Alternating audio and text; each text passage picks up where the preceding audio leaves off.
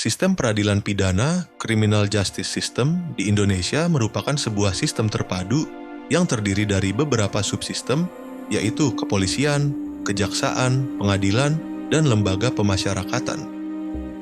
Masing-masing subsistem memiliki peran dan fungsi yang saling berkaitan dalam rangkaian proses peradilan pidana. Kepolisian sebagai subsistem pertama memiliki posisi strategis karena menjadi gerbang awal masuknya suatu perkara ke dalam sistem peradilan pidana Indonesia. Dalam konteks sistem peradilan pidana, kepolisian memiliki kedudukan sebagai penegak hukum yang menjalankan fungsi penyelidikan dan penyidikan. Kedudukan ini menempatkan kepolisian sebagai gatekeepers yang menentukan apakah suatu perbuatan dapat dikategorikan sebagai tindak pidana dan layak untuk dilanjutkan ke dalam proses peradilan pidana. Posisi strategis ini membuat kepolisian memiliki diskresi yang besar dalam menentukan arah penegakan hukum pidana. Kewenangan kepolisian dalam sistem peradilan pidana didasarkan pada beberapa peraturan perundang-undangan utama. 1. Kitab Undang-Undang Hukum Acara Pidana Undang-Undang Nomor 8 Tahun 1981. Undang-undang ini memberikan landasan utama mengenai kewenangan kepolisian dalam proses penyelidikan dan penyidikan. Pasal 1 angka 4 KUHP menetapkan penyelidik adalah pejabat kepolisian negara Republik Indonesia. Dan pasal 1 angka 1 menetapkan penyidik adalah pejabat kepolisian negara Republik Indonesia atau pejabat pegawai negeri sipil tertentu yang diberi wewenang khusus oleh undang-undang. 2 Undang-Undang Nomor 2 Tahun 2002 tentang Kepolisian Negara Republik Indonesia.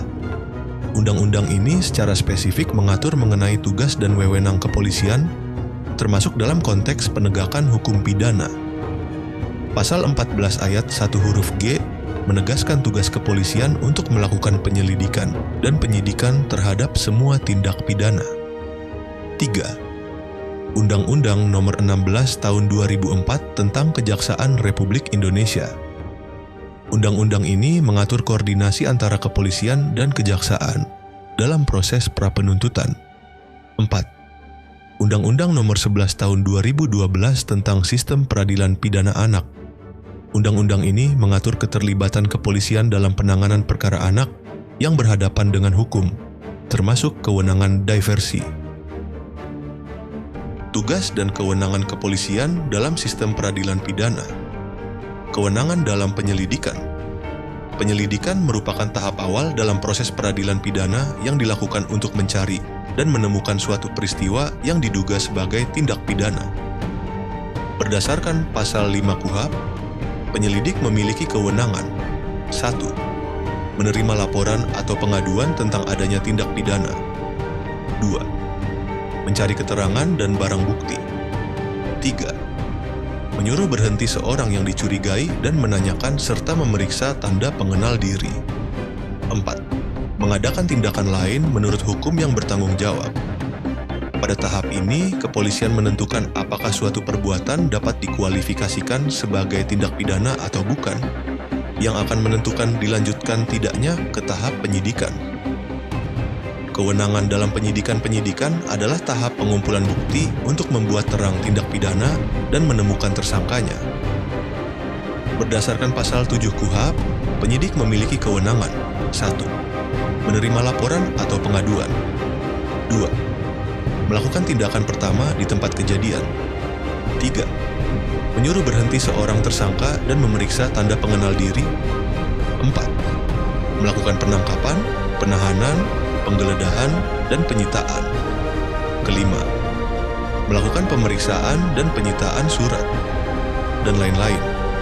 Kewenangan penyidikan ini sangat menentukan nasib suatu perkara, karena hasil penyidikan berupa berkas perkara akan menjadi dasar bagi jaksa penuntut umum untuk melakukan penuntutan. Kewenangan diskresi. Dalam sistem peradilan pidana, kepolisian memiliki kewenangan diskresi sebagaimana diatur dalam pasal 18 Undang-Undang Nomor 2 Tahun 2002. Diskresi ini memungkinkan kepolisian untuk menentukan kebijakan seleksi perkara, case selection policy, termasuk memutuskan untuk tidak melanjutkan proses hukum terhadap perkara tertentu berdasarkan pertimbangan keadilan, kemanfaatan, dan kepastian hukum. dalam konteks sistem peradilan pidana terpadu, Integrated Criminal Justice System, kewenangan diskresi berpengaruh signifikan pada beban kerja subsistem lainnya seperti kejaksaan dan pengadilan. Fungsi utama kepolisian dalam sistem peradilan pidana. 1. Fungsi investigasi dan pembuktian.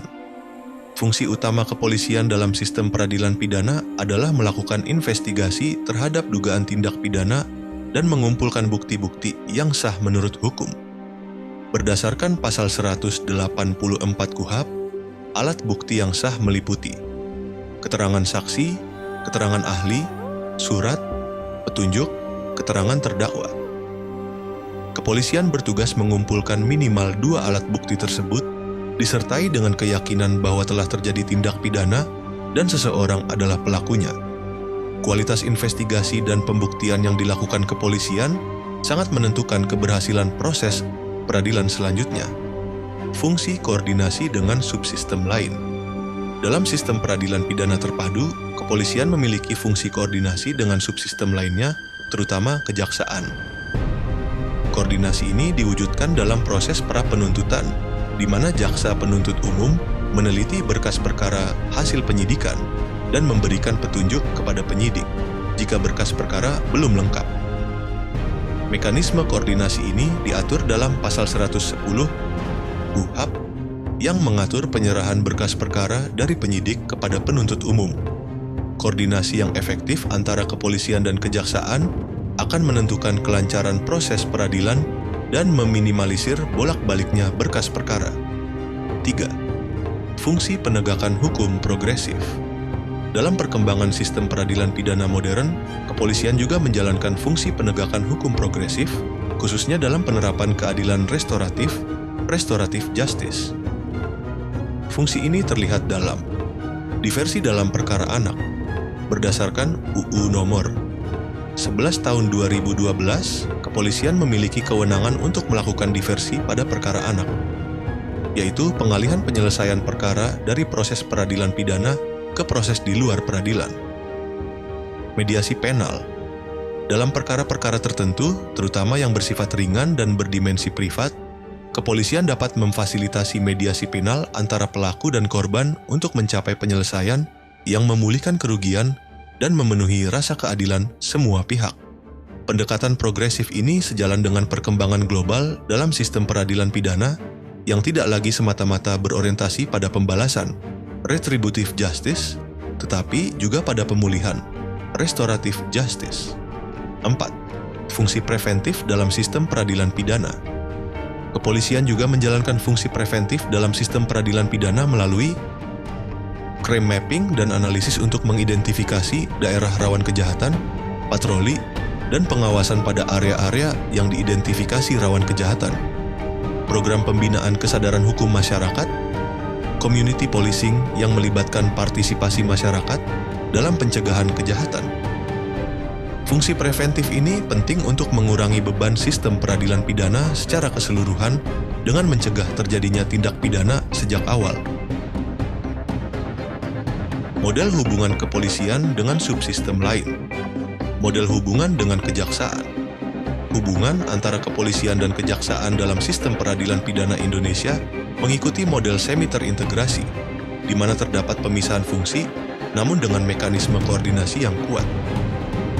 Pola hubungan ini terlihat dari adanya mekanisme pra-penuntutan di mana jaksa dapat memberikan petunjuk kepada penyidik terkait kelengkapan berkas perkara. Pola hubungan ini berbeda dengan sistem di beberapa negara lain yang mengadopsi model terintegrasi penuh di mana jaksa memimpin penyidikan, seperti di Prancis dengan sistem juge d'instruction, atau model terpisah penuh di mana polisi memiliki otonomi penuh dalam penyidikan, seperti di Amerika Serikat. Model hubungan dengan pengadilan. Hubungan kepolisian dengan pengadilan dalam sistem peradilan pidana Indonesia bersifat check and balance, di mana pengadilan memiliki kewenangan untuk memberikan izin terkait tindakan-tindakan penyidik yang berpotensi melanggar hak asasi, seperti izin penggeledahan, pasal 33 KUHP, izin penyitaan dalam keadaan tertentu, pasal 38 KUHP, dan izin penyadapan untuk tindak pidana tertentu. Selain itu, pengadilan juga berwenang menilai keabsahan penangkapan dan penahanan melalui mekanisme pra-peradilan sebagaimana diatur dalam pasal 77 hingga pasal 83 KUHP. Model hubungan dengan lembaga pemasyarakatan. Dalam sistem peradilan pidana, kepolisian juga memiliki hubungan dengan lembaga pemasyarakatan, terutama terkait penahanan tersangka di rumah tahanan negara selama proses penyidikan, koordinasi dalam penanganan tahanan yang sakit, atau memerlukan pemeriksaan lanjutan, pertukaran informasi mengenai residivis, pelaku tindak pidana berulang. Kesimpulan, kepolisian memiliki fungsi yang sangat strategis dalam sistem peradilan pidana Indonesia sebagai pintu gerbang masuknya perkara ke dalam sistem. Fungsi investigasi, koordinasi, penegakan hukum progresif, dan fungsi preventif yang dijalankan kepolisian sangat menentukan efektivitas sistem peradilan pidana secara keseluruhan. Dalam menghadapi tantangan sistem peradilan pidana modern, kepolisian perlu terus melakukan transformasi dan penguatan kapasitas, baik dalam aspek kelembagaan, sumber daya manusia, maupun metode dan pendekatan. Strategi penguatan seperti pengembangan problem-oriented policing, penguatan kapasitas forensik, dan reformasi manajemen perkara menjadi kunci keberhasilan fungsi kepolisian dalam sistem peradilan pidana yang efektif, efisien, dan berkeadilan. Sebagai subsistem pertama dalam rantai sistem peradilan pidana, kinerja kepolisian akan sangat menentukan kualitas output dari subsistem-subsistem berikutnya. Oleh karena itu, penguatan fungsi kepolisian menjadi prasyarat bagi terciptanya sistem peradilan pidana yang mampu mewujudkan tujuan penegakan hukum, yaitu keadilan, kepastian hukum, dan kemanfaatan bagi masyarakat. Itu saja pembahasan dari kami. Atas perhatiannya kami ucapkan terima kasih.